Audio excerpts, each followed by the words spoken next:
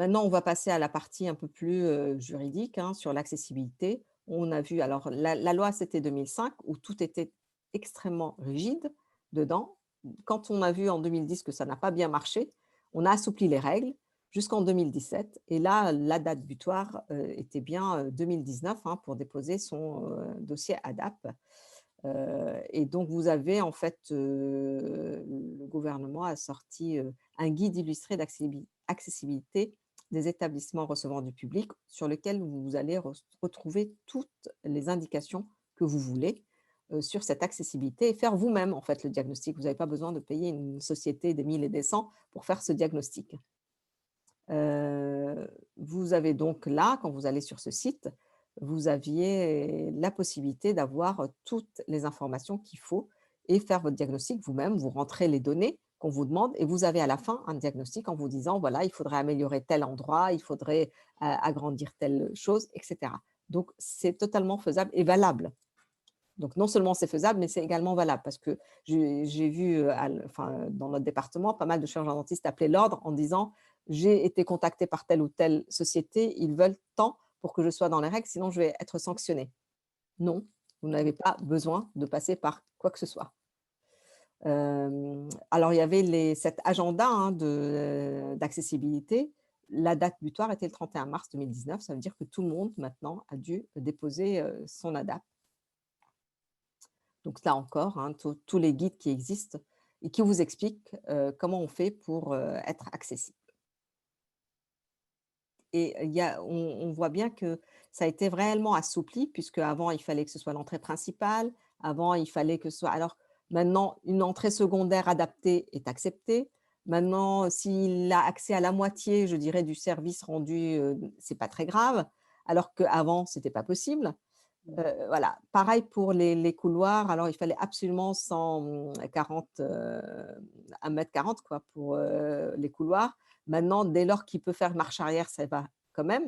Donc vous voyez qu'ils ont assoupli les règles pour, en fait, améliorer cette accessibilité parce que c'était trop compliqué, ce qui était demandé.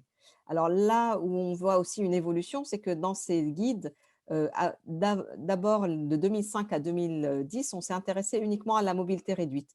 Et soudain, on s'est réveillé, on s'est dit: «Ben non, il y a d'autres personnes en situation de handicap» et là, on a insisté beaucoup plus sur tout ce qui est communication avec l'handicap sensoriel et l'handicap visuel et donc il y a tout un chapitre sur les luminaires, le nombre d'ampérages, sur, mais tout ça, ça se retrouve sur internet donc alors concrètement, oui, il faut que ça circule de façon fluide, qu'il y ait une place de parking le plus proche possible de votre entrée. Voilà, mais bien entendu, si vous avez enfin, si le parking vous appartient. S'il appartient à la mairie, il faut en faire une demande à la mairie. L'usage des locaux, donc il devrait pouvoir être totalement autonome dans la circulation à l'intérieur de votre cabinet. Ceci dit, s'il est aidé par son aidant ou par votre assistante, c'est valable aussi. Il suffit de l'expliquer.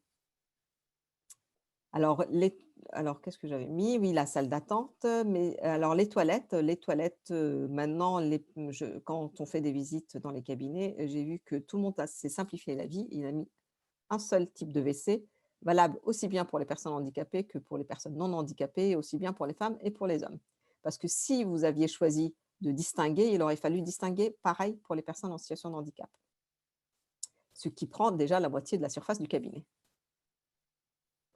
Donc ça, c'était pour le parking où effectivement, il faut faire attention aux devers, à la signalétique au sol, à la signalétique auditive également, pour, aider le patient à arriver chez vous. Donc là, c'est un schéma récapitulatif sur tout ce qu'il faut mettre en place. Je ne vais pas insister parce que toute la documentation existe. Les paliers de repos, voilà, donc tout ça normalement, quand vous créez un cabinet, faites attention à ce que votre architecte que vous payez soit formé. Ouais, tout à Parce que fait. maintenant, c'est une spécialité en architecture.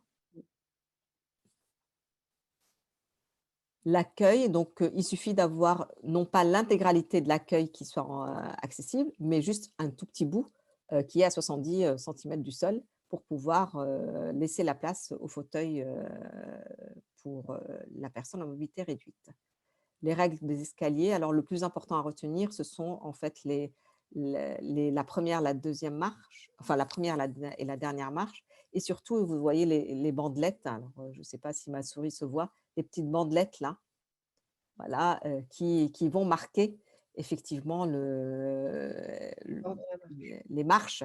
Voilà, et surtout important, la différence de la texture au sol pour les malvoyants, pour qu'ils puissent la détecter avec leur canne.